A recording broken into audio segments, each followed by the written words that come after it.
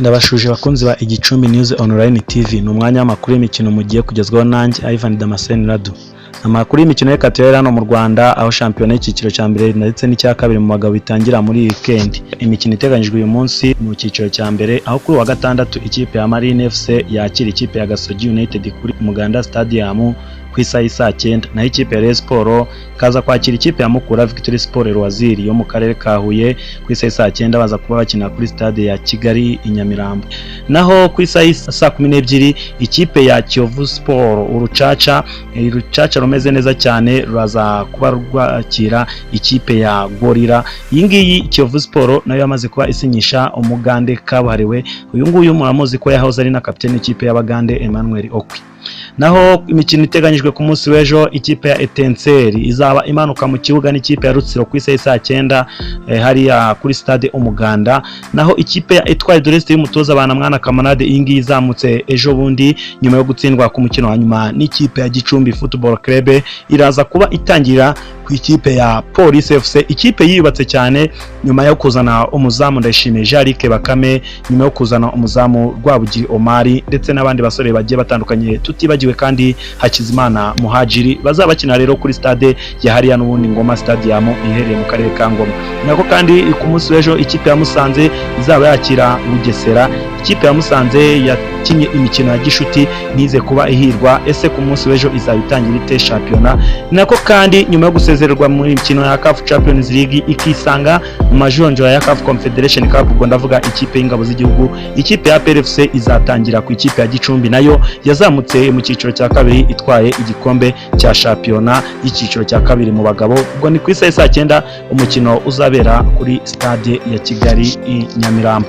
Naho mu cyiciro cya kabiri kandi amakipe aratangira yesurana muri weekend aho ikipe ya UR Football Club iraza kuba yakira ikipe ya Giti Kinyoni ku isaha y'isa 8 kuri stade Kamena. N'umukino abasore b'ikipe ya UR Football Club bakaniye harimo abasore nk'aba Atsu bavuga bati iki gikombe none tugomba kugera muri kimwe cya kane, ubwo yaganaga n'umunyamakuru wa Igicumbi News Online TV yako biteguye. Ni nako kandi ikipe ya Gasabo United iraza kuba ikinana na United Stars ku Kicukiro ku isaha y'isa 8.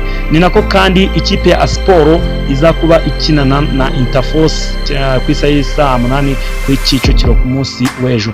Naho kandi ku munsi w'ejo ikipe ya AS Muhanga izaba ikinana na Intare kuri Muhanga Stadium, naho Heroes ikine na La Jeunesse nayo bizaba bikinira n'ubundi kuri Muhanga Stadium. Naho mu itsinda rya mbere ati rero biteye gute, naho imikino iraza kuba kinwa aya makipe atandukanye araza gutangira yesurana. Ati bihagaze bite rero uyu munsi ku isaha y'isa 8 ikipe ya Nyagatare Football Club iraza gutangira ikinana na Kagera hariya kuri Nyagatare Stadium cyangwa se Gorogota abasore ba Sunrise ariko bari barayise. Nako kandi ikipe ya Esperance Seke iraza kurakira Impesa ku Mumena ku isaha y'isa 8, naho Rwamagana City yakire Amagaju hariya ku kibuga cya polisi y'Rwamagana ku isaha y'isa 8. Ku munsi w'ejo ikipe ya Nyanza Football Club izakira Arufa hariya kuri stade ya Nyanza ku isaha y'isa 8, naho Rugende izaba yakira Sunrise iyi ngiyi imanutse mu cyiciro cya kabiri ejo bundi hariya ku kibuga cya Rugende mu karere ka Gasabo. Ni nako kandi ku munsi w'ejo n'ubundi ikipe ya Miroplast izaba ikina na Kirehe hariya kuri Miroplast Stadium. Ikipe yo Muherwe uvuka hariya mu karere ka Gicumbi uwo bita Mironko iyi ngiyi yaje gukomanga n'ubundi mu cyiciro cya mbere bikarangira ihise isubira mu cyiciro cya kabiri. Mu nyemerere amakuru y'imikino tuyakomereze n'ubundi ku mugabane wa Afrika aho mu gihugu cy'u Burundi shampiyona y'umupira w'amaguru mu gihugu cy'u Burundi iraza kuba ikomeza muri iyi weekend aho ku munsi w'ejo ikipe ya Rukinzo yakinaga n'ikipe ya Vitaro kuri stade Intwari birangira n'ubundi ikipe ya Vitaro itsinze ikipe ya Rukinzo igitego kimwe ku busa. Uyu munsi rero ku isaha y'isa 9 ikipe hariya mu ntara ya Cibitoke ubwo ni Bomamuru iraza kubikina na Flambeau du Centre kuri stade Urunani. Nako kandi kuri yo saha ikipe ya Buja City iraza kubikina na Kayanza United kuri stade Intwari. Nako kandi ikipe ya Olympique Stars iraza kubikina na Top Junior kuri stade Umuco. Nako kandi ikipe ya Korokosi iraza kubikina na Athletic New Oyuri kuri stade Ivyizigiro. Naho ku munsi w'ejo ikipe ya Dynamique izaba yaki ikipe ya Aigle Noir kuri stade Intwari, naho kuri Osa kandi ikipe ya Flambeau de l'Est izaba ikina na Musongati kuri stade Ruyigi. Message Dongozi izaba yakira Royal Football Club kuri stade Urukundo. Amakuru y'imikino ku mugabane Afrika tuyakomereze n'ubundi mu gihugu cya Uganda, aho hagiye kubera irushanwa navuga ko ari Sekafa Women's Under 20 Championship 2021 iratangira muri weekend n'ubundi ikazageza tariki ya 9 ukwezi kutaha, ubwo n'ukwezi kwa 11. Amakipe ku munsi wa mbere azakina gute? Uyu munsi ikipe ya Tanzania mu bagore n'ubundi mu masaha ya 4:30 iraza kubikina na Eritrea, mu gihe Djibouti iraza kubikina na Ethiopia ku isaha y'isa 7:30 n'ubundi zahariya muri Uganda. Mu gihe Uganda Cranes iraza kubi ikina n'u Burundi ku isaha y'isa 10 zahariya mu Bugande, ubwo nukuvuga ko ari mu masaha ya 9 za hano mu Rwanda. Umukino w'umunsi wa kabiri uzagaruka ku itariki ya mbere, ubwo azaba ari ku wa mbere. Ikipe ya Uganda Cranes izagaruka mu kibuga ikina na Djibouti ku isaha y'isa 4:30. Ethiopia izaba ikina na Eritrea ku isaha y'isa 7:30, naho ikipe ya Burundi izaba ikina na Tanzania ku isaha y'isa 10 zahariya mu gihugu cya Uganda. Munyemeye tusoreza amakuru yacu y'imikino ku mugabane w'Iburaya, aho amashampiyona araza kubakomeza, ariko nago nabura kubabwira ko muri France Ligue A umukino wabaye ku mugoroba, ikipe ya Paris Saint-Germain bigoranye cyane yaje kuba itsinda ikipe ya Lille ibitego 2-1.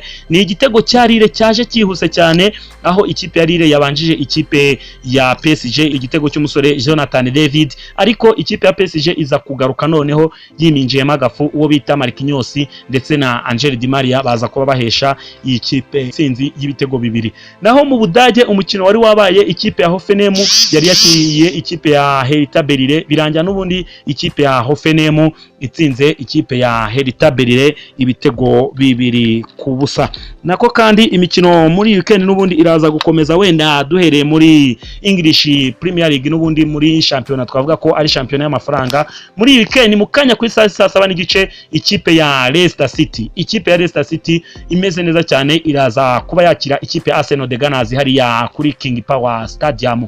N'umukino abakunzi b'amakipe yombi, yaba ku ruhande rw'abakunzi b'ikipe ya Leicester City ndetse n'abakunzi b'ikipe ya The Gunners bavuga bati uyu mukino tugomba kutsinda byanga byakunda kugira ngo tubashe kugira tugomeze kurebe ko twabona amanota meza cyane. Uyu mukino rero ni umukino navuga ko ari ku ruhande rwa Leicester City, iraza kuba hariya iri mu rugo kuri stade yabo King Power, iraza kuba imeze neza cyane, irakira n'ubundi ikipe ya The Gunners nababwira ko nayo nyuma yo gutsinda mu mikino ya English Football League ubwo yatsindaga ikipe ya Aston Villa ibitego 2-0 ikajya muri 1/4, navuga ko ikipe imeze neza cyane, bashaka noneho kugira ngo bakomeze barebe ko ikipe yazaba iza muri Big 4. Nago nabura kubabwira umukino uraza kuba ku isaha 10, ikipe ya Watford iraza kwakira Southampton cyangwa se Descent ku isaha y'isa 10. Watford nyuma yo kuzamuka mu cyiciro cya mbere hariya muri Premier League ni ikipe navuga ko ihagaze neza, ikipe navuga ko ifite abakunzi batari benshi cyane hano mu Rwanda, mpereye ku munyamakuru wa Radio Shingiro uyu ngo muramuzi cyane ni Alphonse Nkunda Mahoro cyangwa se Mr Rufa, avuga ko we ahora aryamye kuri Watford, iyi kipe ye igenda itsinda, tumwifuriza n'itsinzi ndetse n'abandi bafana ikipe ya Watford. Nako kandi ku isaha 10 nago nabura kubabwira ko ikipe ya Liverpool de Cops nyuma yo gutsinda ikipe ya Manchester United ibitego 5 byose uyu munsi iraza kuba yakira ikipe ya Brighton and Hove Albion kuri stade yabo Anfield Road. Inavuga ko nabo n'umukino uraza kuba utoroshye. Kuri iyi saa kandi ikipe ya Newcastle ese niyo iraza kuba ihagarika Thomas Tuchel, ikipe ya Chelsea imeze neza cyane muri iyi minsi, imeze neza, navuga ko niyo kipe iryoshye cyane muri Premier League iraza kuba n'undi yasuye Newcastle United. Nago nabura kubabwira ko kandi ikipe ya Manchester City nyuma yo gusezererwa mu mikino ya English Football League isezerewe n'ikipe ya rya West Ham United cyangwa se The Hammers. Uyu munsi kuri Etihad iraza kuba yakiriye Crystal Palace. Iyi Crystal Palace nayo muri mwike neza ko mukino iherutse yari yanganyije n'ikipe ya The Gunners ibitego 2-2. Naho kandi Burnley iraza kuba yakiriye Brentford ikipe navuga ko nayo imeze neza cyane n'abasore bayo. Navuga ko ikipe ya Brentford nyuma yo kuzamuka nta kosa na rimwe ishaka gukora, ahubwo ishaka kugira ngo irebe ko yaguma muri Premier League. Murabizi neza ko ubundi nta kipe igiva muri Championship ngigere muri Premier League ngipfe guhita ivamo. Nako kandi ku isa 12 n'igice umuro uraza kuba waka. Ikipe ya Tottenham muri weekend ibanza yari yatakaje, ikipe ya Man U yaratakaje. Ese ninde noneho uraba igitambo cy'iyi weekend? Tottenham Manchester United hariya kuri Tottenham Hotspur Stadium niho baraza kuba bakinana. Ese Ole Gunnar Solskjaer uyu mukino uraza kuba umwirukanisha cyangwa se uraza kuba umugumisha mu ikipe ya Manchester United? Dore ko biri kugenda bivuga ko uwo bita Antonio Conte cyangwa se uwo bita Zinedine Zidane bashobora kuba baza kuba batoza iyi kipe mu gihe uwo bita Ole Gunnar Solskjaer OGS yaba avuye muri iyi kipe. Naho ku munsi w'ejo iyi shampiyona nabwo izaba ikomeza. Ikipe ya Norwich City izaba ikina na Leeds United. Naho ku isa 12 ikipe ya Aston Villa izaba yakira ikipe ya West Ham United The Hammers.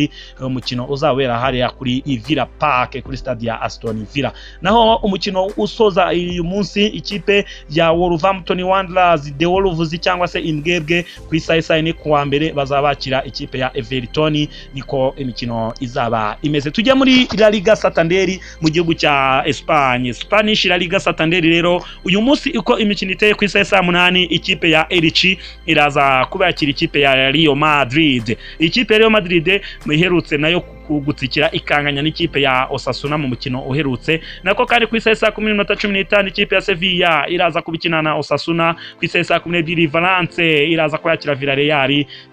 Ku isa 3 ikipe ya FC Barcelona nyuma yo kwirukana umutoza wayo Ronald Koeman nyuma yuko yari itsinzwe kuwa gatatu n'ikipe ya Rayo Vallecano iraza kubikina na Alaves. Ku isa 3 FC Barcelona nyuma yo kwirukana umutoza ikipe iraza kuba ikora iki uyu munsi. Nako kandi ku munsi w'ejo iyi champion izakomeza. Ikipe ya Cadiz izaba yakiriye Majorque ku isa 9. Naho ku isa 11:15 ATM Atletico Madrid ya hariya Irwando Montreal kabisa iraza kuba yakira ikipe ya Betis. Iyi Atletico Madrid nayo mwibuke ko mu munsi washize nayo yari yatsikiye. Nta kipe yo muri Espagne yabashiye kuba ibikora, dore ko izi zombi zatsikiye zikanganya uretse Barcelona yaje kuba itsindwa.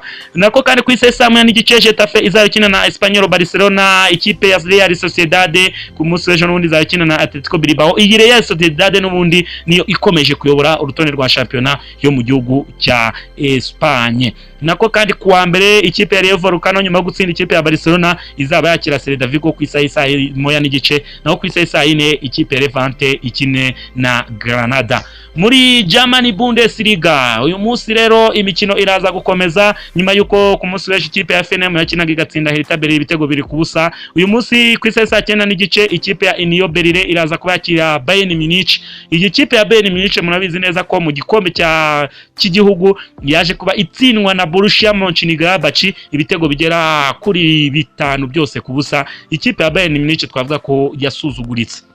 Nako kandi imikino iraza kubikomeza ku isa 9 ikipe ya Borussia Dortmund iraza kubakira FC Cologne ku isa 9 ari kuri Dortmund Park.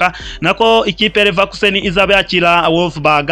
Naho kuri yo kandi ikipe ya Armenia Bielefeld izaba yakira Mainz 06 cyangwa se Mainz n'Urumia. Naho ikipe ya Freiburg izaba yakira Greuther Fürth ku isa 9 mu gihe Eintracht Frankfurt izaba yakira RB Leipzig ku isa 12. Ku munsi w'ejo imikino izakomeza. Augsburg izakira Stuttgart.